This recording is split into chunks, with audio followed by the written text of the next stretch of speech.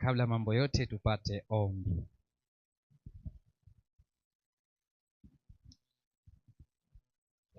Mtakatifu Mungu uliye juu ishiye milele, tunakushukuru na kulicha jina lako masaa haya matakatifu ya sabato yako takatifu. Tunapojihudhurisha mbele zako na takasa nia na mioyo yetu mbele zako, ili Roho wako Mtakatifu akapate kutuongoza katika kweli yako yote, na tukafurahi katika kweli hiyo. Na uwe pamoja nasi pamoja na wote wanaosikia katika vyombo mbalimbali. Uwepo wako ukapate kwa pamoja nasi nyanzo hata misho, ni katika Kristo Yesu ndiye Bwana na Mwokozi. Amen.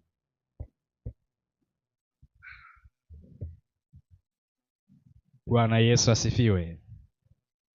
Tunaambiwe tuwe tayari wakati wote, muda unaofaa na usiofaa kwa kazi yake Kristo Yesu. Kwa hiyo nimepata mwaliko wa kusimamia mada ya kuhusiana na chakula. Bwana Yesu asifiwe.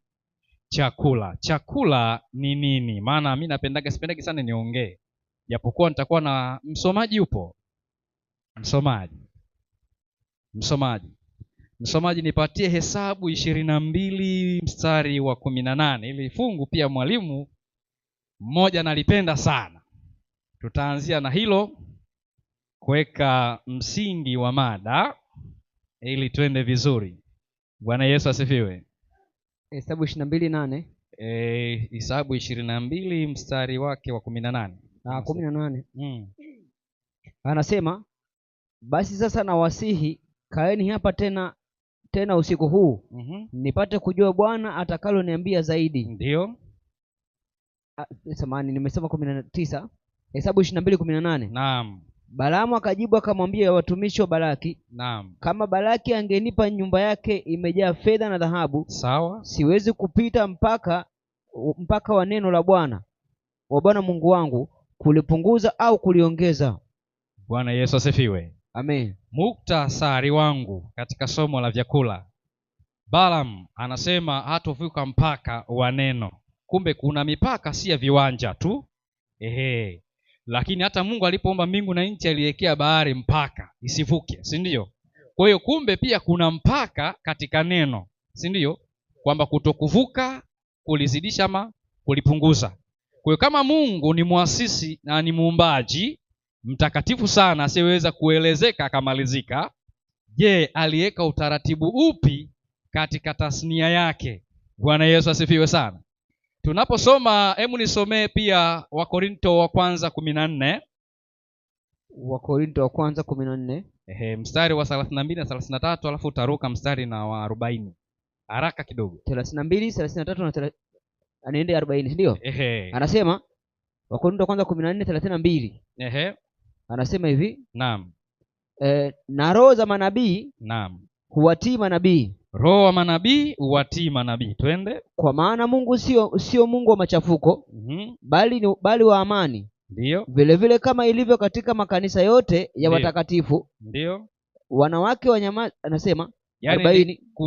Korinto wa kwanza 14:32-33 mstari. Ndio. Alafu utaenda na mstari wa 40. Anasema 40. Lakini mambo yote, naam, na yatendeke kwa uzuri na kwa utaratibu. Bwana Yesu asifiwe. Amen. Kwa hiyo kuna utaratibu pia mbele ya nani? Ya Mungu. Sasa tuangalie utaratibu wa Mungu ni upi tangu uumbaji. Mwanzo 1. Mstari wa kwanza. Mwanzo 1 mstari wa 29 na 30. Anasema, naam, Mungu akasema, naam, tazama nimewapa kila mche utoao mbegu, ndio, ulio juu ya uso wa nchi yote pia, ndio, na kila mti ambao matunda yake yana mbegu, vitakuwa ndivyo chakula chenu. Kwa hiyo Mungu aliumba mbingu na nchi. Mwanadamu aliumbwa katika siku ya 6, si ndio? Ndio. Lakini alipomalizika mwanadamu kuumbwa, anapewa formula ya nini? Ya ulaji. Bwana Yesu asifiwe. Amen. Kama ukienda hotelini kuna manyu ya chakula. Kwa hiyo mwanadamu alipomalizika kuumbwa siku ya 6, katika siku hiyo Mungu anampatia menyu ya ulaji katika sayari dunia hii. Kwa hiyo aliyeumba pia ndiye aliyetoa utaratibu afanyaje? Wakula. Kwa hiyo Wakorinto 14:40 nasema Mungu ni wa nini? Ni wa utaratibu. Kwa hiyo hata katika kuumba kwa mwanadamu na kupewa dunia kuitawala, alipewa pia utaratibu wa kufanyaje? Wakula. Bwana Yesu asifiwe sana. Amen. Bwana Yesu asifiwe sana. Kwa hiyo kama Mungu alitoa utaratibu tokea mwanzo, tunaendelea Mwanzo 9:3 na 4. Haraka kidogo. Mwanzo 9. Mwanzo 9:3 na 4. Anasema hivi, kila kiendacho kilicho hai kitakuwa chakula chenu, kama nilivyowapa mboga za majani, kadhalika na wapeni hivi vyote. Ndiyo. Bali nyama pamoja na uhai, yaani damu yake, msile. Naam. Kitabu cha Mwanzo 1:29 mpaka 30 tunaona Mungu akiongea kuhusiana na chakula kinachotakiwa kufanyaje, kutumika ama kuliwa na viumbe ambao Mungu aliwapa, si ndio, kwa maagizo yake. Baada ya nguko tena na baada ya gharika, tunaona Mungu akimuhusia Nuhu namna tena nini ya kula. Kwa hiyo mwanadamu alipoumbwa hakupewa tu kujichagulia yeye kula chochote, bali uwezo wa kula aliutoa nani? Muumbaji aliyemuumba akampa kutawala nini? Dunia. Kwa hiyo hata dunia mwanadamu alipopewa kutawala dunia alipewa utaratibu, si ndio? Kwa hiyo mwanadamu hataishi kwa nini? Twende vizuri kwamba twende kwenye Kumbukumbu 8:3 ambayo Yesu alinukuu huko kwenye Mathayo 4:4. Twende. Anasema akakutweza 8:3. Anasema akakutweza, ndio, akakuacha uone njaa, ndio, akakulisha kwa maana, ndio, usioijua wewe wala baba zako, sawa, hawakuijua, ndio, apate kukujulisha ya kuwa mwanadamu haishi kwa mkate tu, bali huishi kwa kila litokalo katika kinywa cha Bwana. Bwana Yesu asifiwe. Kwa hiyo mwanadamu hana maamuzi yoyote, isipokuwa mwamuzi wa waamuzi ni Mungu mwenyewe aliyemuumba mwanadamu. Bwana Yesu asifiwe. Kwa hiyo mwanadamu hatoishi kwa mlengo wake, mwanadamu anaishi kwa malengo ya nani? Ya Mungu. Somo la mchana alikuwa anasema kusudi la kujua ndoto au kusudi lako la kuumbwa, si ndio?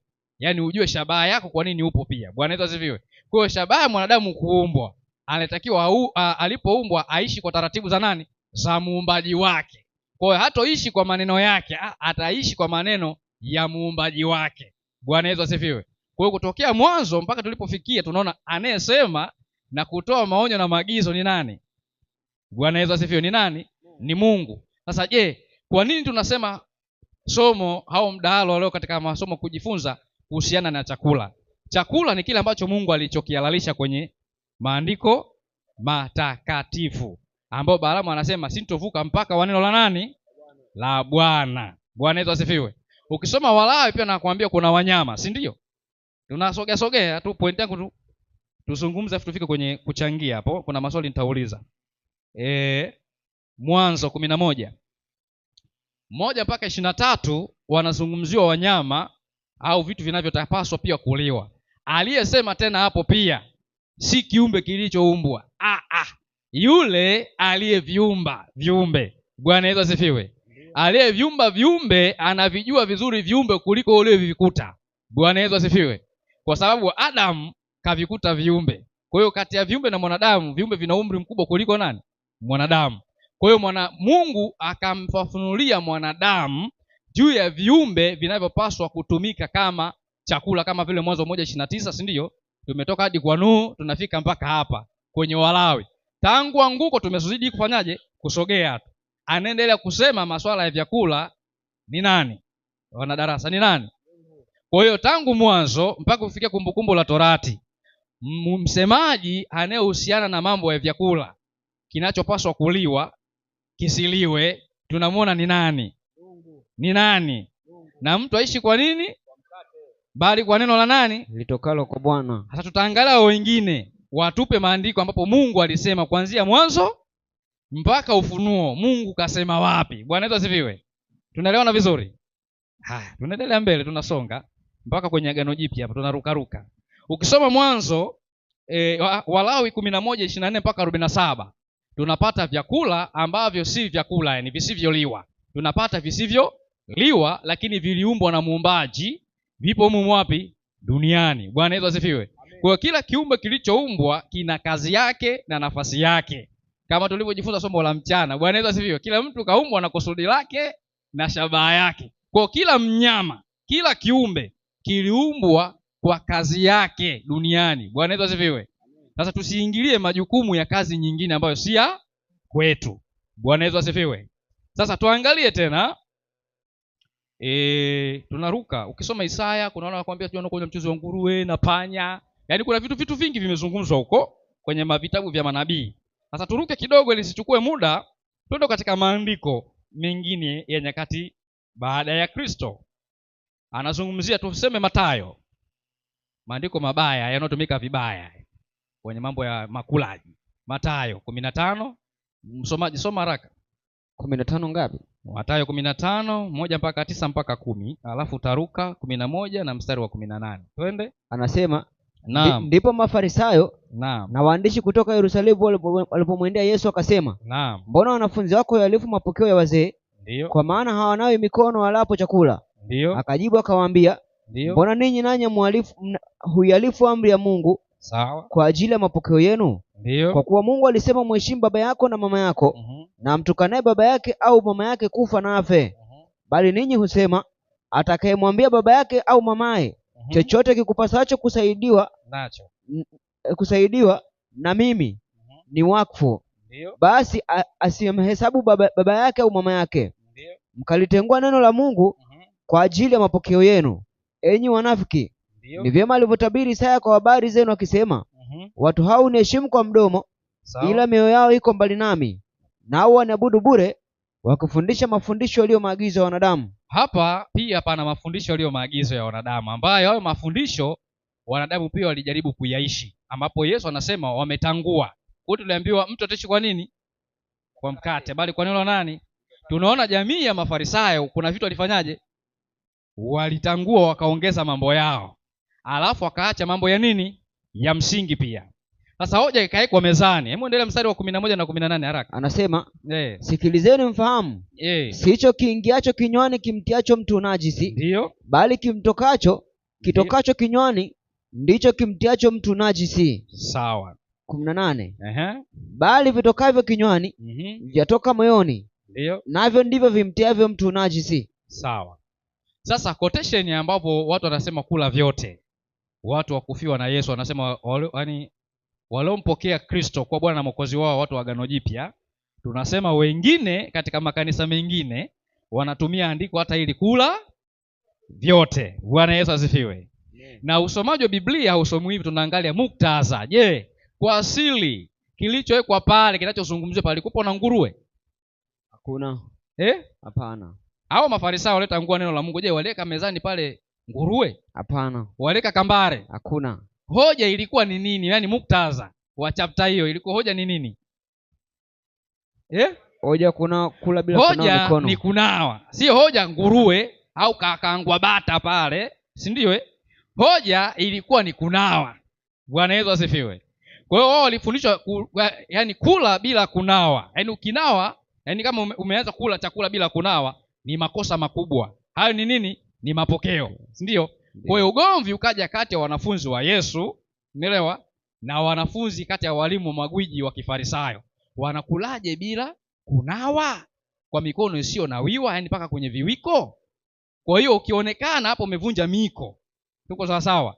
Kwa hiyo wenzetu wakatumia hilo andiko vibaya tena. Hawaangalii muktadha. Tunaelewa na Kiswahili? Watu wameondoa ile muktadha. Haya, anasema kwa kusema hivi alivizi neno ali au nime au kwamba nyinyi mmesoma kama lugha ya Kiswahili. Neno alivitakasa muda gani? Ni muda uliopita. Sasa kama alivitakasa muda gani? Unajua mimi kikaga na wenzangu nawaambiaga hivi, ikiwa mnasema Kristo ni muumbaji, si kweli? Kwa hiyo kama ni muumbaji anajua alivyoviumba pia, si ndio? Huyo Yesu si ndio kaviumba? Kwa hiyo kama Yesu alivitakasa muda gani? Bwana Yesu asifiwe. Hii tunaelewana Kiswahili? Ni neno ambalo wakati uliopita. Kwa hiyo ili tujue vilitakaswa muda gani, lazima sasa urudi katika msingi, vilitakasiwa wapi vinavyoliwa? Bwana Yesu asifiwe. Hii tunaelewana mpaka hapo kidogo? Hili andiko nalo linatumika vibaya kwa ndugu zetu, ambapo hata mimi zamani zile za ujinga nilikuwa ngelitumiaga. Sasa Marko 7 nalo ini hivyo hoja ni zile zile. Unasikia kinachoingia kinaingia chooni, si ndio? Kinakula kinaingia tumboni kinaenda chooni. Sasa ukiuliza hoja ya pale ni nguruwe, unakuta hivyo vitu maandiko hayasemi. Kwa hiyo kilichokuwa kinachotakiwa kuliwa kwenye muktadha wa maandiko yote ni chakula sahihi. Tatizo kunawa. Bwana Yesu asifiwe. Wayahudi hawali nguruwe wala kambare. Kwa hiyo hoja ya chakula kilichowekwa mezani haikuwa kambare, umeelewa, wala nguruwe. Ingelikuwa imewekwa nguruwe pale, si ndio? Ingekuwa hoja imewekwa nguruwe pale, tungesema kweli kwa kusema hivi hata hiyo nguruwe Yesu alialisha ifanyaje? Iliwe. Lakini hoja iliyowekwa mezani ni kufanyaje? Kunawa. Wanazuoni wa leo, umeelewa, wakaamua watangue maandiko kama Mafarisayo, wakaongeza na ya kwao kwamba vimetakaswa. Tutaviona huko mbele. Je, ni kweli? Bwana Yesu asifiwe. Hiyo ni Marko 7 mstari wa kwanza mpaka 16. Ukiruka kusoma mstari wa 23 na 18, msome mstari wa 18 na 23. Anasema, naam, kisa akawaambia hivi. Akawaambia hivi, ndiyo, hata ninyi hamna akili? Hamfahamu ya kwamba kila kitu kilicho nje ya mtu ndiyo kikimwingia kiweze kumtia unajisi? 20. Hapo kiwanazuoni, yaani kama ukiotazama mwanazuoni au mwanachuoni, mtu ambaye mbobevu amesoma akakielewa kitu, muktadha au makusudi ya lengo. Bwana Yesu asifiwe. Ndio anasema ukisoma Mwanzo 1:31, msomee hapo. Mwanzo 1:31 haraka kwa haraka. Anasema, naam, Mungu akaona kila kitu alichokifanya, na tazama ni chema sana. Sawa. Ikawa jioni, ikawa asubuhi, siku ya 6. Hapo kuna kenge, si ndio? Ndio. Mungu akaona kenge, mende, wote ni nini?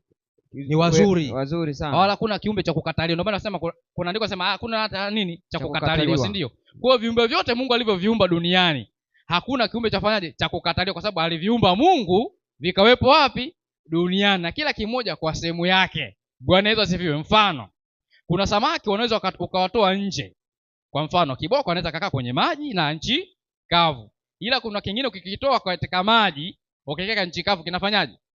Kinakufa. Kwa kila kitu kina mahali pake. Bwana Yesu asifiwe sana. Kwa hiyo kama kila kitu kina mahali pake, maana yake hata nguruwe alivyoumbwa na Mungu ana sehemu yake. Bwana Yesu asifiwe sana. Bwana Yesu asifiwe sana. Ndio maana katika utafiti wangu vitu vyote vilivyotolewa sadaka, ikiwa ni wanyama hakuna punda. Bwana Yesu asifiwe. Ikiwa ni ndege hakuna kunguru. Bwana Yesu asifiwe.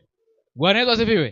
Kwa hiyo katika vitu vyote ambavyo Mungu alivifanya, hata katika utoaji wa wanyama au malimbuko, hakuna malimbuko ya kupeleka kenge. Bwana Yesu asifiwe sana. Si tunaelewana vizuri? Hakuna. Kwa hiyo wanyama wote waliokuwa wakitolewa sadaka ni kati ya wanyama walio safi. Bwana Yesu asifiwe sana. Kwa hiyo kama wanyama wote waliokuwa wakitolewa sadaka pia ni safi, kwa nini Mungu akutaka nguruwe ipelekwe madhabahuni na kuhani pale ifanye nini? Upatanisho. Sisi tunaelewana Kiswahili. Kwa hiyo unakuta wanyama wengi waliokuwa wakitumika ni wanyama walio safi. Bwana Yesu asifiwe sana. Haya, hiyo ni kwa mujibu. Malizia andiko haraka. Anasema Mwanzo au Marko? Ile Marko mpaka 23 tumemaliza. Anasema 23 anasema 20 anasema akasema, naam, kimtokacho mtu ndicho kimtiacho unajisi. Kwa maana ndani ya mioyo ya watu hutoka mawazo mabaya na uasherati, wivi, uaji, uzinzi, tamaa mbaya, ukorofi, hila, ufisadi, kijicho, matukano, kiburi, upumbavu. Haya yote yaliyo maovu yatoka ndani, nayo humtia mtu unajisi. Haya, kama ni mwanazuoni niulize swali hapo. Anasema hakuna kitu kilichokuwa nje ya mtu ambacho hakimtii mtu nini? Sasa kama mwanazuoni unauliza hivi nguruwe, unajua mpaka sasa tunalazimisha kuishi na nguruwe mtaani kwa sababu sio kiumbe cha kufugwa. Mwanzo 1:14 na kuendelea. Nguruwe sio kiumbe cha kufugwa. Katika wanyama wa kufugwa wa mwituni, Mungu akusema nguruwe ni kiumbe cha kufugwa kwa mujibu wa kitabu cha Mwanzo. Bwana Yesu asifiwe. Kwa hiyo hata katika wanyama wa kufugwa Mungu akusema nguruwe ni kiumbe cha kufugwa. Hakuna andiko hilo. Hamna. Bwana Yesu asifiwe. Kwa hiyo kama viumbe vya kufugwa pia Mungu alitoa, kuna viumbe vya kufugwa na viumbe vya porini. Kwa hiyo katika viumbe vya kufugwa nguruwe pia hayupo. Bwana Yesu asifiwe. Sasa tunauliza swali, kama hakuna kitu kilichokuwa nje ya mtu kimtacho mtu unajisi, mfano hivi sungura akiishi porini anakutia unajisi? Si chema mbele za Mungu? Sikiko nje kile. Kinakutaja unajisi sikiko porini kule. Sasa tunarudi katika tafsiri mbaya. Tafsiri mbaya asema mazungumzo mabaya uharibu tabia, si ndio vile anavyosema? Kwa hiyo ukimfundisha mtu wizi, akiishi ile neno la wizi ule mfundisha, inahesabika wewe mtu amefanya nini? anaingizwa huyo mtu, anakuwa anafanya nini? Ameiba, si ndio? Amehesabiwa nini? Dhambi. Na hiyo dhambi imemfanya kuwa nini? Najisi. Najisi ni mchafu. Bwana Yesu asifiwe. Kwa hiyo watu wakatoa, wakabadilisha mbele nyuma, nyuma mbele, kwamba wanachukua kwamba nguruwe ukila, sababu zao ni dhui. Wanasema sisi Kiislamu, yaani sababu zao kwamba ukila nguruwe si unamla tu, halafu anaenda tumboni, alafu anaenda. Sasa lakini mada ikusema pale pamewekwa nguruwe mezani ili aliwe alafu alilewa, si ndio? Hiyo kwa sio mada. Ila wakaamua badilisha kwamba nguruwe. Kwa hiyo ukifundisha yule kula nguruwe, si utakula? Ukishamla unakuwa nini? Bwana Yesu asifiwe. Kwa hiyo Tito anasema na akili zao zimekuwa najisi na nia zao pia. Bwana Yesu asifiwe. Kwa hiyo najisi ni nguruwe najisi. Ndio maana nasema hata mizoga yao kule isifanyaje? Isiguswe. Bwana Yesu asifiwe. Bwana Yesu asifiwe. Kwa hiyo watu wakageuza eti nguruwe iliwe, lakini pale si nguruwe kuliwa, ni kunawa mikono. Wao wakabadilisha. Sasa tuangalie hoja ni vyakula, tutaangalia sisi tunakulaje. Bwana Yesu asifiwe.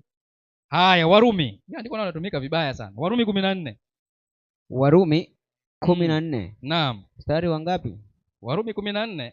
Yaani hata ukianza moja lakini nitasoma mstari wa 15 na mstari wa 20. Anasema na ndugu yako kwanza. Warumi 14 anasema mtu aliye dhaifu wa imani mkaribisheni, walakini msimhukumu mawazo yake. Mtu mmoja anaye imani anakula vyote, mwingine hula mboga. Wewe unakula vyote, usimhukumu yeye asiye kula. Sasa swali, kama mtu ni mwanachuoni, yaani mimi napendaka kwenda na hoja, nauliza hivi, haya, dhaifu wa imani ni mtu wa namna gani?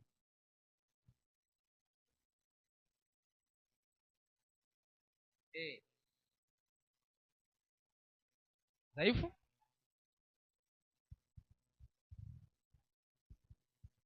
Haya.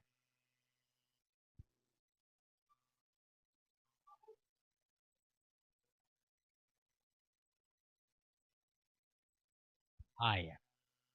Kwa mfano, umekuwa Muhindi, unamwabudu ng'ombe, si ndio? Ukamkuta ng'ombe wako una Mungu anachinjwa, yaani kwenye akili yako unaona umempokea, lakini bado una mapokeo pia.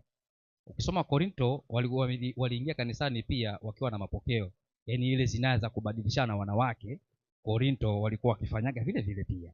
Sasa hawa watu wanasema mtu aliye dhaifu wa imani, kwanza wewe uliyekuwa kanisani lazima umjue aliye dhaifu. Kwa mfano hapa, labda nyinyi simpo kanisani, labda niseme nguruwe inaliwa hapa, si ndio? Simenipa maiki nasema hapa, si ndio? Mimi naona nguruwe anafanyaje? Kwa hiyo mtanisikiza mchango wangu, simenipa maiki nitoe mchango. Sasa kama wewe ni mtu wa imani, utajua kabisa huyu kweli kachangia mawazo yake. Lakini kiukweli nguruwe afanyaje? Sasa ili unisaidie mimi ndiye dhaifu wa imani, kwa sababu nimechangia, simenikaribisha kwenye mchango, si ndio? Ili wewe unisaidie nielewe kwamba hii inaliwa au isilio, lakini msimhukumu anaenda motoni. Mtamsaidia ili aelewe dhaifu wa imani. Yeye si mdhaifu, lazima mumsaidie nani? Dhaifu. Kwa hiyo watu wengi wakageuza, sio dhaifu tena wa imani, ni mbobezi wa imani, mla vyote. Bwana Yesu asifiwe. Kwa hiyo andiko linaonyesha kwamba watu wanaotakiwa wadhaifu wa imani kushughulikiwa, wao wakasema mtu mmoja ufanya tofauti kati ya siku na. Sasa mimi nawafundishaga hivi mtaani huko ninapokaaga, nauliza hivi mtaani huko, nauliza swali, Mungu aliyeumba mbingu na nchi aliweka utofauti kati ya siku ya kwanza na siku ya pili ya uumbaji. Uongo kweli? Si ndio? Mpaka siku ya saba kuna utofauti wa siku ya kwanza na ya saba, si ndio? Kwa nini siku zote Mungu alistarehe? Sasa kama Paulo ni msomi gwiji wa hekima ya Mungu aliyopewa na Kristo, akaandika katika muktadha kusoma Warumi 14 anasema na kila mtu asibitike katika akili zake mwenyewe. Bwana Yesu asifiwe. Na mpende Bwana Mungu wako kwa moyo na kwa akili, na mtu asibitike katika akili, si ndio? Mtu mmoja ufanya tofauti kati ya siku na mwingine uone zote. Sasa je, Mungu aliweka siku zote kuwa sawa? Hapana. Bwana Yesu asifiwe. Elimu ya kisomi. Kwa hiyo ukitoka unaambia kama Mungu alitofautisha siku, wewe ukasema siku zote ziko sawa. Mungu aliumba majira ya mvua na ya baridi, wewe ukasema kote kuna baridi, wewe utaonekana kidogo hamna. Kwa hiyo hata wanaofundisha masuala ya vyakula, kula vyote, ni ukosefu wa nini? Wa akili katika kuyakulia mafundisho ya nani? Ya Mungu aliye muumbaji wake. Sasa leo kiumbe kinamwamrisha kinakuwa msemaji. Mungu alisema msile kenge, leo tunasema na hakuna matusi mabaya. Haya matusi mbele za nani? Kwa nini nasema matusi? Mungu kasema kenge aliwi, alafu nasema kwa jina la Yesu namtakasa kenge. Bwana Yesu asifiwe. Hayo ni matusi. Kwa sababu gani? Yeye aliyekiumba Kristo hicho kiumbe anasema akifanyaje? Akiliwi. Wewe unasema anasema alisha, tena anasema kilishatakaswa kwa neno la nani? Mungu alitakasa mwenyewe kwa neno lake aliposema hiki kinali. Bwana Yesu asifiwe. Sasa ukisema unakitakasa tena, wewe umekuwa nani? Wewe umekuwa nani? Bwana Yesu asifiwe. Kwa hiyo nao ni mapokeo. Tuendelee haraka. Korinto wa kwanza 8 wa kwanza. Wakorintho wa kwanza 8:8. Msoma hapo haraka haraka. Anasema, naam. Lakini chakula hakitudhurishi. Maandiko yanayotumika vibaya. Twende. Hakituhudhurishi mbele za Mungu. Maana tusipokula hatupunguziwi kitu, wala tukila hatuongezewi kitu. Paulo msomi. Ndipo kuna sehemu nyingine anasema vitu vyote ni halali. Si ndio? Bange, si ndio? Hapo tunaweka nyakati zetu bange. Si ndio? Vitu vyote halali. Dawa ya kulevya. Kitu anazo na serikali utajua ni halali kwa Mungu. Wanaweza sifiwe. Yaani ukikosa elimu ni matatizo. Sasa twende, bange ni halali kwa Paulo. Ni kweli? Kwenye kizazi chetu cha leo bange ni halali. Kwenye serikali ya haramu. Sasa serikali ni haramu, kwa Mungu itakuwa kitakatifu. Bwana asifiwe. Kwa hiyo Paulo anasema, twende. Paulo anasema ni nini kitachonitenga na upendo? Je, ni nini? Ni chakula. Kitabu cha Mwanzo watu walimkosea Mungu kwa sababu ya nini? Chakula. Bwana Yesu asifiwe. Hata Mathayo shetani alijaribiwa na nini? Mkate. Bwana Yesu asifiwe. Kwa hiyo kinachotuyumbisha sisi nini? Kutaka kula vyote ambavyo hata Mungu hakusema viliwe. Ndio maana unakuta vitu vyote ambavyo Mungu aliweka mpaka, mwanadamu amefanyaje? Amevuka. Ndoa kazidisha wake wawili. Tena haitoshi wanaume kwa wanaume, haitoshi wanawake. Vitu vyote, Bwana Yesu asifiwe, kuna mipaka. Maandiko yanatumika vibaya wako Matendo 10 pia. Matendo 10. Matendo 10. Kuhusiana na chakula, mada ni chakula. Tutakuja tukuzungumza utofauti wa vyakula na ulaji. 10 ngapi? Matendo 10. 1. Matendo 10:9. Matendo 10:9. Msoma haraka haraka utangulize muhtasari. Anasema, naam. Hata siku ya pili, naam, walipokuwa wakisafiri na kukaribia mji, ndio Petro alipanda juu ya darini, ndio kwenda kuomba. Yapata saa 6 ya mchana. Sawa. Akaumwa na njaa sana. Akataka kula. Ndio. Lakini walipokuwa wakiandaa, roho yake ilizimia. Ikazimia. Akaona mbingu zimefunuka. Na chombo kikashuka kama nguo kubwa. Inatelemshwa kwa pembe zake 4 hata nchi. Hapo hichi kisa pia kinatumikaga vibaya kwa makanisa ya wenzetu. Kula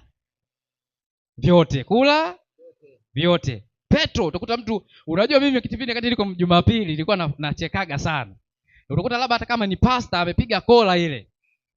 Hivi Mwalimu Masawe, hivi makuhani zamani kwa wanavaa kola kama za sasa hivi au? Kwenye tafiti zako, yaani zile kola tunavovaa kama wachungaji zile. Alikuwa nayo ni ibada ya kujitungia ile au? Umeona? Sasa wao wakafanyaje? Wameacha ule muktadha pale wa sura. Unataka kujua mtu mroho siku zote, usio mwepesi wa kufanyaje? Sio kusema. Petro Yakobo anasema watu leo wanataka tukula vyote kwa sababu ya kitu ambacho hakipo, si ndio? Muktadha anasema aliona lile tambara. Twende kwenye tambara pale. Alivyoliona aliona nini na nini? Nisomee tu hapo. Anasema ambayo ndani yake walikuwamo aina zote za wanyama wenye miguu 4. Wanyama wote wenye miguu 4. Twende. Na hao watambao na ndege wa angani. Wakina kenge pia wale twende na waangani. Kisha sauti ikamjia na kusema, ondoka Petro, uchinje ule. Sasa tuulize swali pia.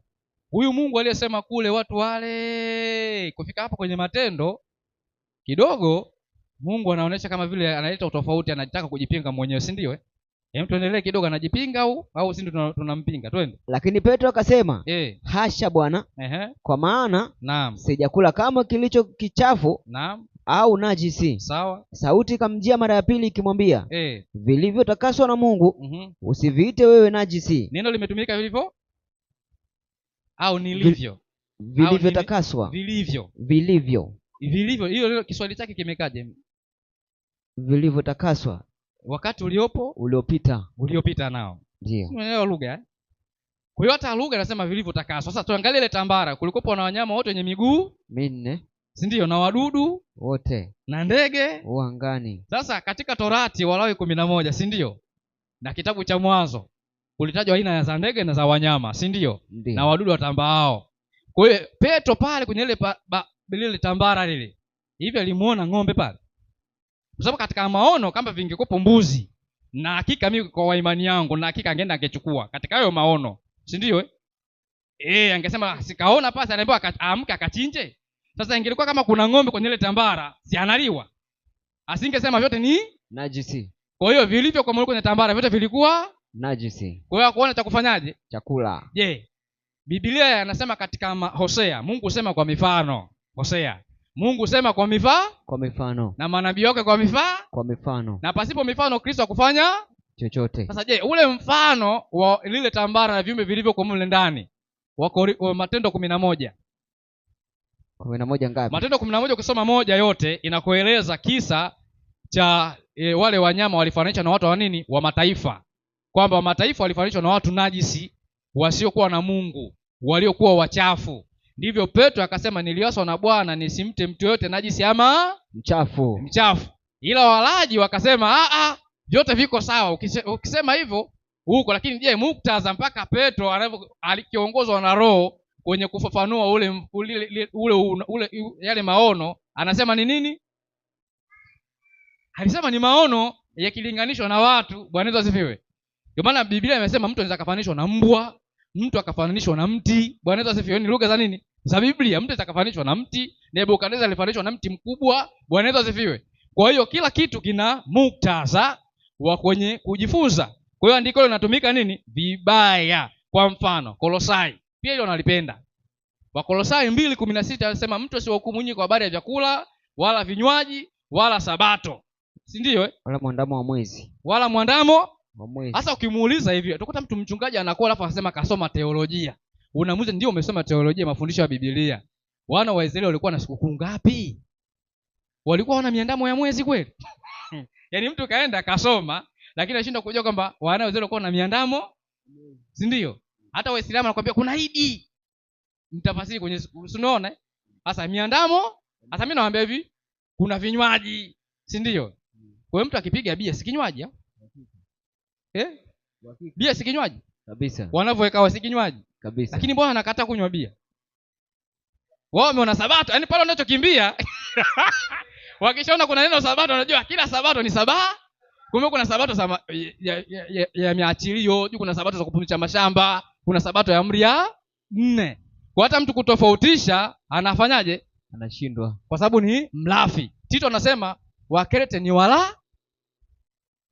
Bwana Yesu asifiwe. Kwa hiyo mlafi siku zote achi kuacha kula, ni mlafi. Kwa hiyo walafi pia hawana sehemu. Bwana Yesu asifiwe. Bwana Yesu asifiwe. Pia ulafi ni dhambi. Bwana Yesu asifiwe. Kwa hiyo kama unaacha kile ambacho Mungu amekitakaza. Nimalize mafungu yangu afu twende. Kolosai hiyo. Alafu tuje katika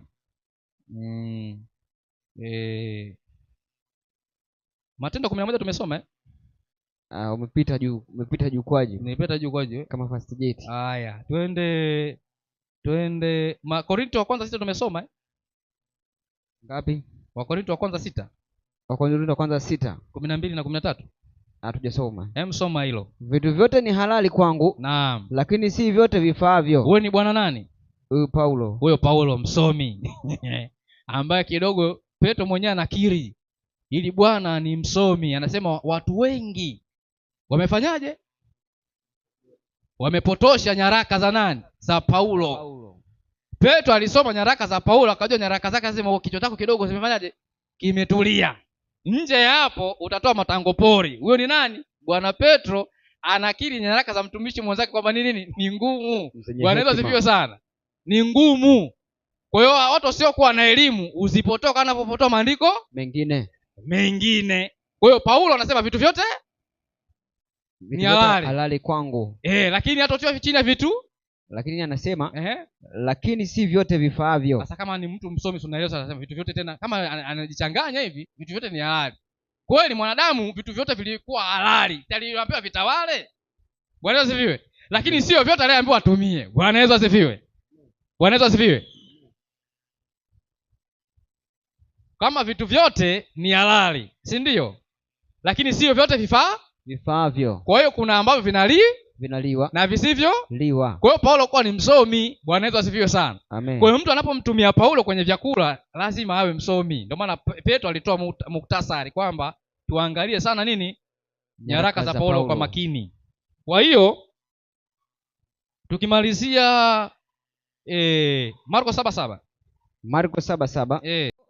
Waniabudu bure, ndio wakifundisha mafundisho yaliyo maagizo ya wanadamu. Amen. Bwana Yesu asifiwe. Amina. Hapa nina kitabu. Hichi kitabu imeandikwa changamoto kwa Wakatoliki kwa siku hizi. Kimetolewa ili kuwasaidia kujibu changamoto wanazokutana nazo. Bwana Yesu asifiwe. Amen. Sasa nitaka nukuu tu kitu kimoja afu tujadili pia, kama mtakuwa mna michango. Anasema hivi anasema ukurasa wa 47, anasema pombe. Sura nzima imepewa kisa cha pombe, si ndio? Kuna vinywaji na chakula. Anasema msidanganyike, washerati na hawataurithi ufalme wa mbinguni, wala walevi. Nimeelewa Kiswahili. Angalia tafsiri zinazowekwa hapo. Wakorintho 6:9-10. Moja ya matunda ya mwili katika orodha ya Paulo ni ulevi. Bwana Yesu asifiwe. Ulevi wa pombe unatafsiriwa kama mtumiaji wa pombe kupita kiasi. Kama nasema ulewe, wanatumia ile Efeso kama 5:10 anasema msilewe kwa mvinyo ambao ndani mna ufisadi bali mjazwe Roho. Umeelewa? Kwa hiyo anasema unywe ila usilewe kwa mvinyo. Kwa hiyo hicho kitabu kinatetea kwamba kunywa kuna kiasi. Tuko sawa? Katika matendo yote ambayo Mungu hajahalalisha hayana kiasi. Unaelewa? Huwezi ukasema hata kiasi useme kwamba wizi una kiasi. Wizi una kiasi? Hamna kiasi. Wizi una kiasi? Hakuna kiasi. Ukiongeza mke kuna kiasi? Hamna. Ukiongeza? Hakuna. Kwa hiyo vitu vyote vilivyotengwa na Mungu ambavyo Mungu avikataa, hakuna mjadala, havina kiasi. Bwana Yesu asifiwe. Ila katika mambo yake matakatifu ameweka kwa mfano. Kiasi. Chakula tule kwa kiasi. Ukiwa mtapia mlo sana utavimbiwa. Tafuta magnesium. Bwana Yesu. Kuna mtu anazakala hapo akaweka magnesium, akivimbiwa apunguze gesi.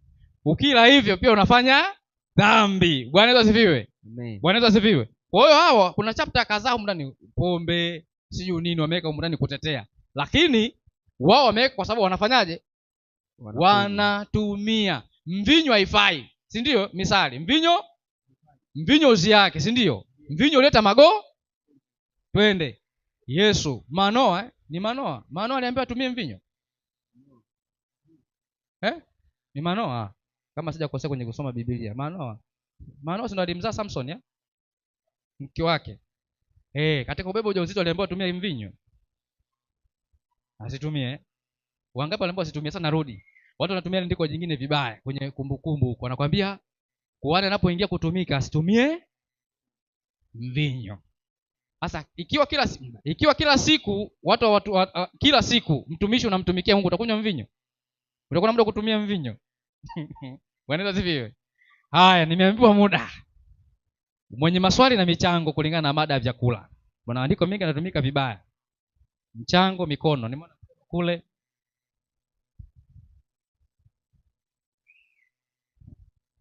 Tunapakia. Twende mwalimu. Hii mada ndugu zangu, mimi nasemaga tu waga tunacheza na matumbo ya watu.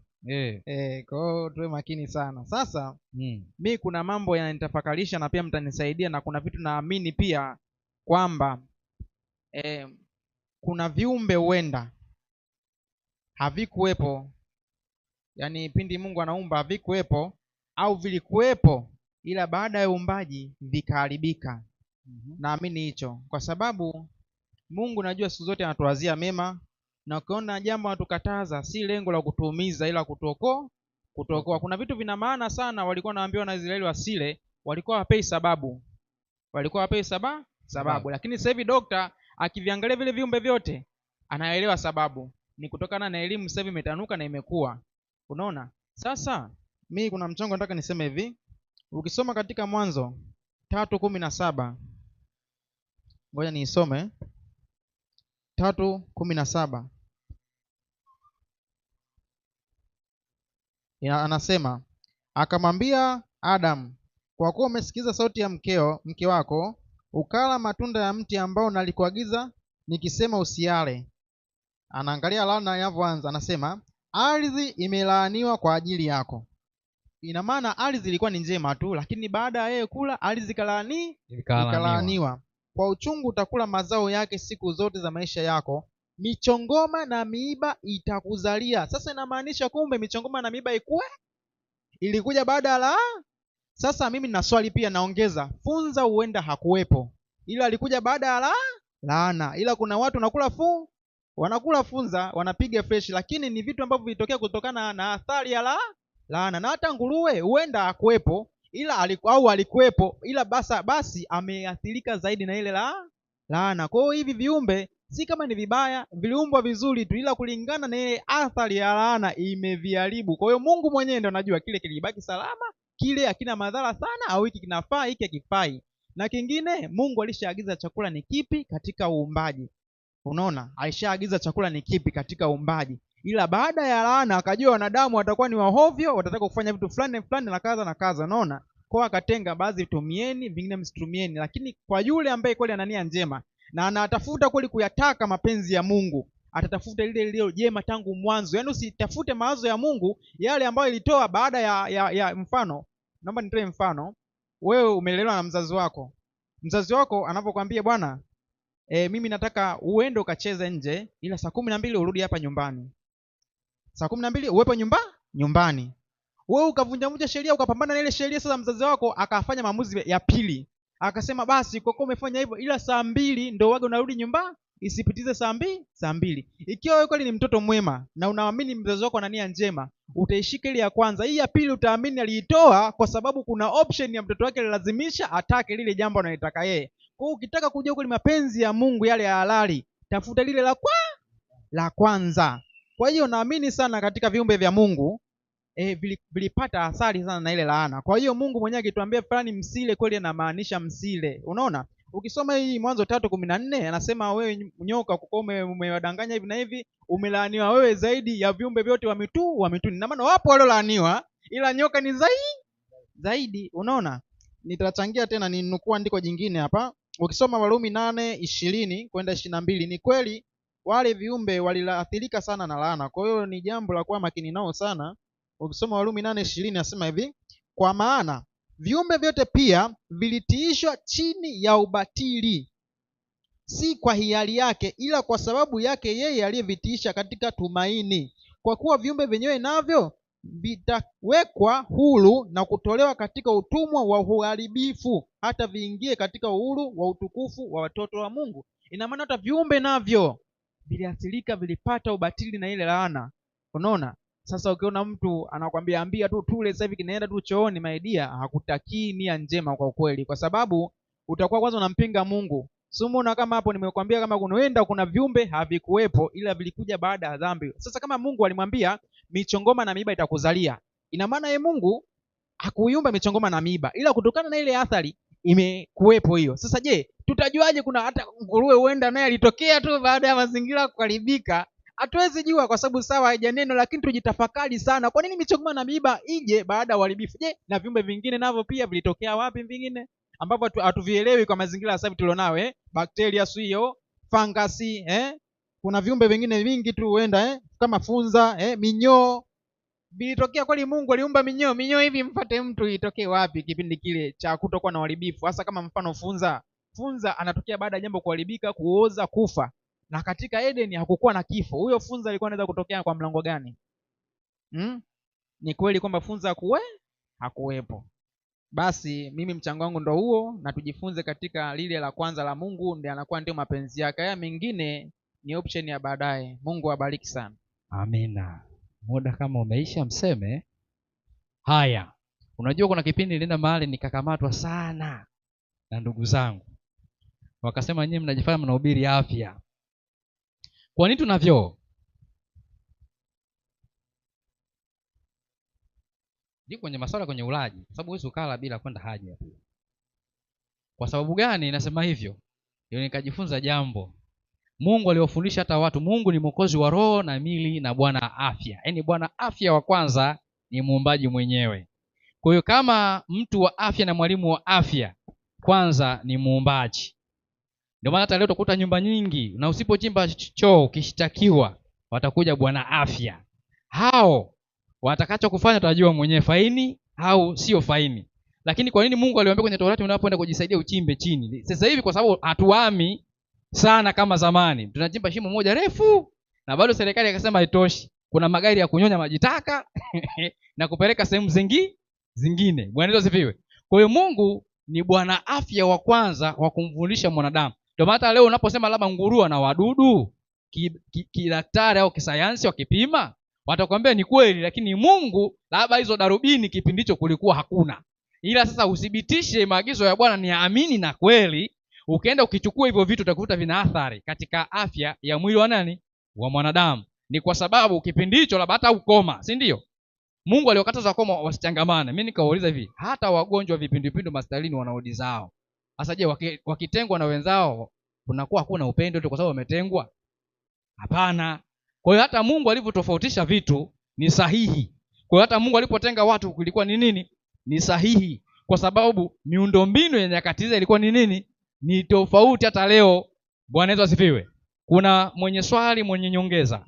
Kama muda upo, kama upo tuitimishe. Mada ilikuwa ni vyakula vinavyopaswa kuliwa na vinavyoliwa. Nimeona mkono wa mtumishi hapo. Sawa. Mimi nataka kuwekwa sawa kidogo. Naam. Kwa alichokielezea Kevin kwamba inavyoonekana mwanzoni pengine hata nguruwe hakuwepo. Unaona, sasa kwa sababu ni mjadala hatuwezi tukaacha tu amen kweli ukapita juu juu. Naam. Sasa mimi nitaka labda kama kuna mtu anaweza akalithibitisha hilo kwa undani, kwa sababu mimi ninavyoamini hiyo miiba hiyo kama miti. Kwa ninavyoamini Mungu aliumba.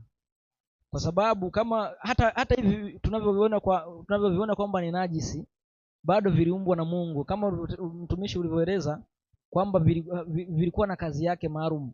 Kwa hiyo kwa mimi ninavyoona hata miiba pia ilikuwa imeumbwa na kuwekwa sehemu yake maalum kwa kazi maalum. Unaona, sasa ardhi inaporaniwa, maana yake kazi ya ile miiba ilikuwa na kazi yake special, inakuwa sehemu fulani kulingana na Mungu jinsi alivyoiumba. Kwa badala ardhi izae ile matunda ambayo Adamu alipaswa kula, then haitazaa, ila kwa sababu ya laana ndio hiyo michongoma inafanyaje? Kumaanisha kwamba maisha ya Adamu yatakuwa ya taabu na dhiki, yani ardhi haitakuwa na uwezo wa kufanyaje? Wa kuzalisha matunda. Sasa mimi ndivyo nilivyoelewa. Sasa nilitaka kwa sababu ni mjadala iwekwe sawa. Je, hii miiba hii kwamba ilikuwa haijaumbwa katika uumbaji wa Mungu ni matokeo ya laana, na pia hata hizi hawa nguruwe, kwa sababu tunaamini kwamba viumbe vyote vimeumbwa na Mungu. Unaona, viumbe vyote wao wasafi au si safi, wote wameumbwa na Mungu. Na kama ni matokeo ya dhambi, je, tutatumia ushahidi upi ambao utakaotupeleka katika mustari? Kwa sababu tunapojifunza sio mambo yapite. Lengo uweze kuprove na kuweza kudhibitisha kwamba hili jambo limekaa sawa. Na funzo lingine ambalo nilolipata ni kwamba unaweza ukawa umepitia ukakula vyakula hivi ambavyo Mungu amevikataza, ukawa unapitia laana. Na ndio maana wengine unakuta labda tuna maisha magumu huko, pengine tulikuwa tunakula nguruwe. Unashangaa maisha Mungu sasa nakuita akuwe kwenye mstari, lakini ule uchafu bado unakutafuna, kiasi kwamba Yesu bado ana kazi ya kuendelea kusafisha ili ukae kwenye mstari.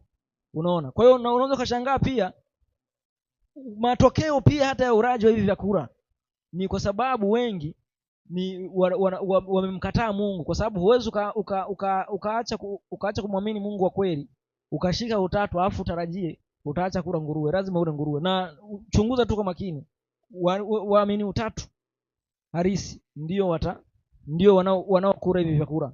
Yaani ukiamini tu utatu lazima ule hivi vyakula. Na hata wa Sabato SDA wewe subiri tu, ni swala la muda wataanza kula. Nadhani nimesikia. Pili, labda tunapokuwa ndio maana mimi napendaga kusomaga Biblia kwa muktadha. Tunapokuwa tunatoa majibu ya swali liloulizwa. Hata Mungu asema aliipanda bustani, si ndio? Afa akamweka ule mtu. Nilikuwa najiuliza sana. Unajua hakuna kitabu kigumu. Unajua tunaonaga tu hakuna vitabu vigumu kwenye Biblia kama kitabu cha Mwanzo na Kutoka. Bwana Yesu asifiwe. Mimi kwa upande wangu mimi. Kwa nini? ni vitabu vigumu, kwa sababu hata wewe kutoka katika dhambi na kuwa mtu mkamilifu ni vigumu bila neema. Ndio maana wengi walifia wapi? Jangwani. Yaani kutoka katika maisha tuliyozoea ya ujahilia kuishi maisha ambayo anataka Mungu, tunatembea humo. Kwa maana mara nyingi tunakuwa tuko Misri, tunawaza Misri. Bwana asifiwe. Mara nyingi. Na pasipo mifano hakuna. Kwa mfano pia, unajua kitabu ni kigumu. Asema mtu wa uzima uliwekewa makerubi ukalindwa. Na Kaini au Adam alikuwa akilima mbele ya bustani ya Edeni. Si ndio? Alikuwa akiona kule. Lakini ule mtu wa ujuzi wa mema na mabaya haukuwa na ulinzi wowote. Bwana Yesu asifiwe. Yaani ule mtu wa ujuzi wa mema na mabaya haulikuwa na ulinzi, ni mtu wa uzima. Kwa hiyo kuna mambo mengi sana. Twende kwenye ushahidi, maana ndugu swali anataka ushahidi. Ni kweli ni swala la kutaka ushahidi, ila nimesema angalia kwa ningenisikiza kwa wema angenielewa, ila alisikiza kutaka ulize swali. Na mimi nitajibu kwa kurudia yale niliyosema hivi. Ukisoma katika Mwanzo, nitaomba nirudie hii Mwanzo 3:17. Inasema, akamwambia Adam, kwa kuwa umesikiza sauti ya mke wako, ukala matunda ya mti ambao nalikuagiza nikisema usiale, ardhi imelaaniwa kwa ajili yako. Kwenye ardhi mtumishi kunatoka nini na nini? Alivyovitaja nyuma mboga za kundeni alivyotaja kule nyuma mche utoa mbegu na matunda na nini na vitu kadhalika. Unaona? Sasa anatoa neno ardhi imelaaniwa kwa ajili yako. Kwa hapa anaenda kuelezea hapa ni mambo yaliyotokana na laana. Anasema hivi, kwa uchungu utakula mazao yake siku zote za maisha yako. Michongoma na miiba utakizalia. Sasa mimi labda niuthibitishie yeye kabla, yani sasa haya mambo yaliyotokana na laana, michongoma na miiba yaliyotokana na laana, asemi ilikuwepo katika uumbaji. Sasa Mungu hapa anasemea ni kutokana ile ardhi kulaani, anasema michongoma na miiba itakuzalia. Unaona? Sasa nikachukua hoja hii kwa mfano. Sasa ina maana Mungu mwanzo hakuviumba hivi. Mimi naamini hivyo kwa sababu ndivyo andiko alivyosema, michongoma na miiba itakuzalia. Unaona? Naamini hakuviumba wala kuviweka, ile kwa sababu ya ile laana ndo akatoa laana nayo itakuja kwa ajili ya hayo mambo, michongoma na miiba itakuzalia. Nikatoa mfano. Tumtafakari funza, ndugu zangu. Hivi ushaona sehemu kwenye jamii yani labda niseme ukinda msituni funza unakuta anaishi kama anavyoishi mchwa, anatokana anazaliana. Funza anatokana na uharibifu. Yani mwili ukioza, nyama ikiharibika, anatokea kimaisha na sijui kama anatumia hata oxygen yule. Kwa sababu watu wakitaka kumvuna funza wanachukua mfuko na nyama wanaiweka. Mimi nishaona mtu akivuna funza anachukua mfuko na nyama anaiweka, anafunika, anaificha chini ya ardhi, anaifukia, anakaa zake miezi 2-3, anakuta funza umejaa kibao, anachukua anaenda kuwapa wadudu na kaza yake asema ndo anakuwa. Unaona? Lakini sasa ule mfumo wa kufunza kutokea ni baada ya kitu kuoza, kuharibika, na baada ya muda mwenyewe naye anapotelea humo, yani eleweki anatokeaga wapi ndio kuja wapi, yani maisha yake eleweki. Kazi yake ilikuja ni baada ya mambo ya mizoga. Sasa je, swali kwake narudisha, funza ni kiumbe wa Mungu na wote tunaamini Mungu si aliumba. Sasa je, wapi Mungu aliviumba viumbe ili kiumbe kingine kife ili kiumbe kingine kitokee kile mzoga? Yaani kuna kiumbe Mungu alikiumba ili kiumbe fulani kife chenye kitokee ili kile mzoga. Ni jambo ambalo haliwezekani. Niko nifunza ni kiumbe ambaye kutokana baada ya uharibifu. Nikatoa option namba 2 kwamba hivi. Sasa tuje kwa nguruwe. Nguruwe huenda alikuwepo au naamini pia vile huenda hakuwepo. Ila kwa sababu ya ile laana, kama alikuwepo basi amekuwa na madhara mengine mengi zaidi yaliyotokana na athari, kwa sababu hata nyoka ukisoma 3:14 Mwanzo, nyoka anaambiwa umelaaniwa wewe zaidi kuliko wanyama wote wa mituni. Na maana wako waliolaaniwa ila yeye kalaaniwa zaidi. Kwa hiyo hata nguruwe naye ni miongoni waliolaaniwa kama alikuwepo, au huenda walitokea kwa kusudi jingine kabisa huko baadaye, kwa sababu viumbe vyake yeye mwenyewe Mungu anasema hiki ni najisi, usiguse mzogo wake, si utakuwa najisi mpaka jioni. Mimi swali nilikuwa nitafakarisha hivi, sasa wewe Mungu, wewe mwenyewe uliviumbe, na tunaweza tukafikiria huenda aliviumba kwa mkono wake nini akaviwekea kila kitu. Sasa wewe Mungu ambaye uliviumba, wewe unasema mtu akigusa atakuja kuwa najisi. Sasa sisi, wewe ambaye ulishika kabisa hapo uliumba, wewe vipi? Kwa hiyo mimi naamini ile laana ina athari kubwa sana tukifikiria katika upana wake mkubwa sana. Kwa hiyo naamini hivyo. Na siwezi kusema kama nguruwe ya kuumbwa na Mungu, ila elewa point inayoda kumaanisha ni kitu gani, ni kwamba ile laana ndio iliyosababisha yote hayo. Kuna mkono kwa mwalimu.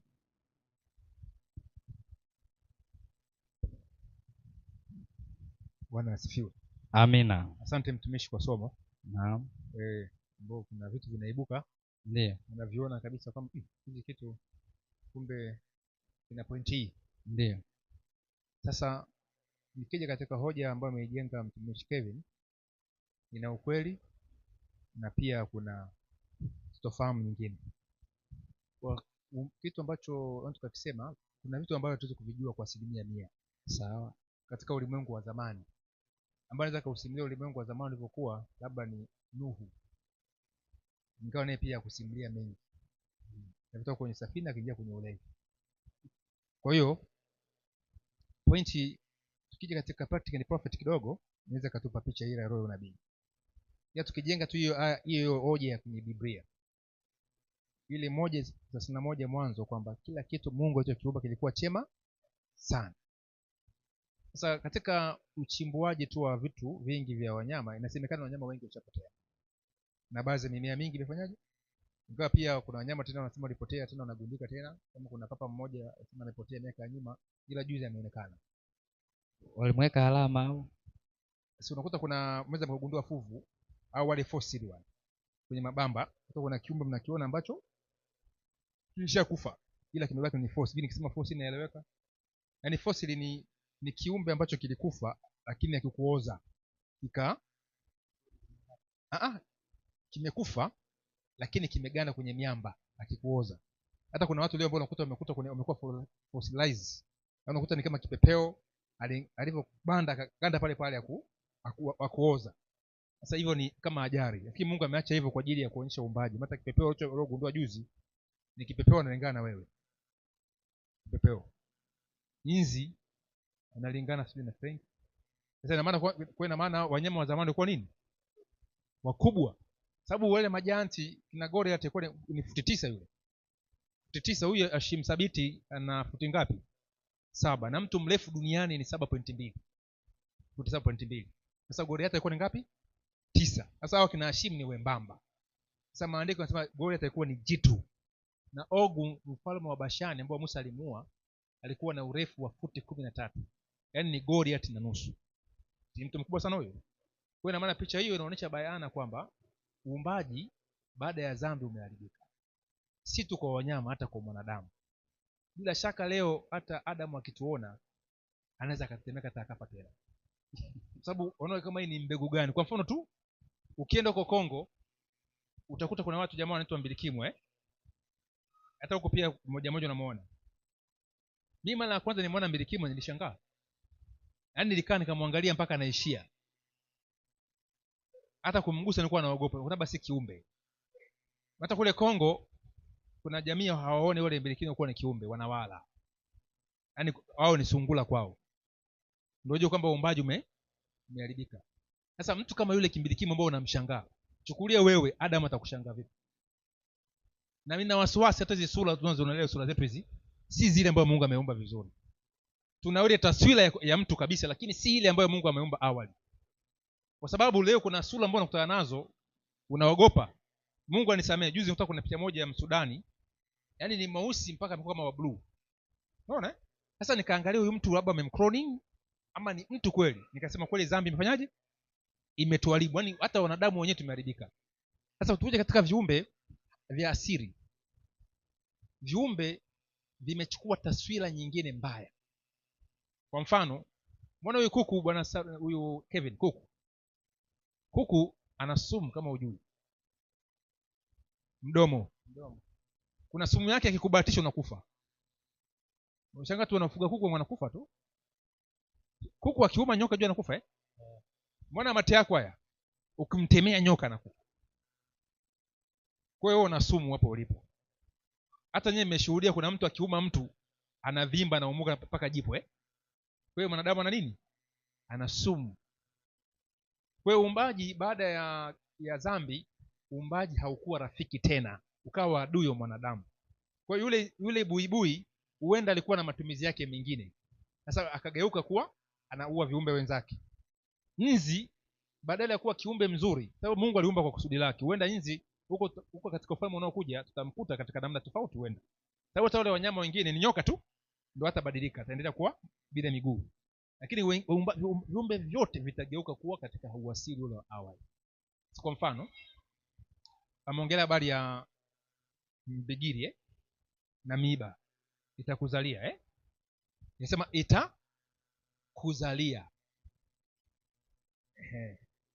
Itazaa tu, sababu ina maana ni vitu ambavyo Mungu ameamua viwepo, si kwamba hajakiumba, au sio?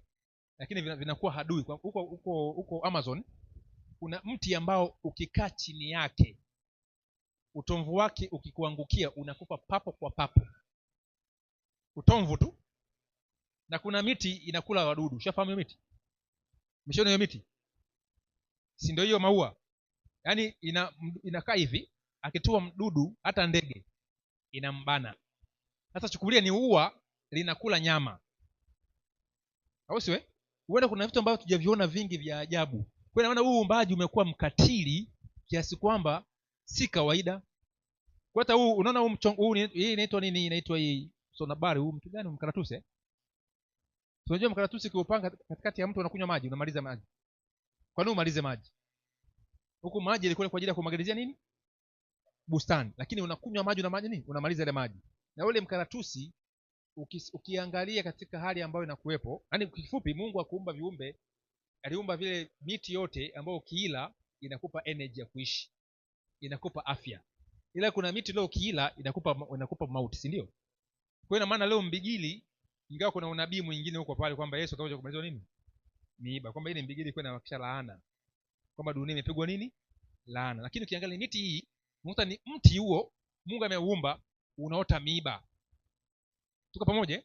Lakini Mungu pia ameweka rehema. Ni miiba lakini unaota ua baadaye. Inaonyesha rehema ya nani? Ya Mungu. Kama ni miiba lakini unaota ua pia na matunda. Pia unaweza kula, kuna ile michongoma inazaa matunda. Kwa unaweza kuyala kwa kula tukua dogo Inaonyesha rehema. Lakini kwamba ni uumbaji huu umechange. Mwanadamu ambaye alikuwa haui anaua. Mwanadamu ambaye anakula nyama, anakula nini? Nyama. Miti ambayo ilikuwa haina sumu inatoa sumu. Miti ambayo ilikuwa haina miiba inatoa nini? Miiba. Hiyo ndio uumbaji ambacho tunasema katika kitabu cha Mwanzo. Si kuna vitu vingine vilizuka pap? Hapana. Hakuna kitu ambacho kimezuka nje ya uumbaji wa nani? Wa Mungu. Bali uumbaji wa Mungu umebadilika baada ya dhambi. Hapo muda umeisha. Nadhani mtumishi pale kwa conclusion hiyo, hata mimi nimeelewa kwa conclusion alipokuwa amemalizia. Bwana Yesu asifiwe. Kwa sababu sasa alitumia mifano ya viumbe halisi vilivyokuwepo kutufundishia tupate kuelewa. Bwana Yesu asifiwe. Akisema mtini, manake mtini ulikuwepo. Una tabia gani? Wanoka na mtini wanajua sifa za mtini. Bwana Yesu asifiwe.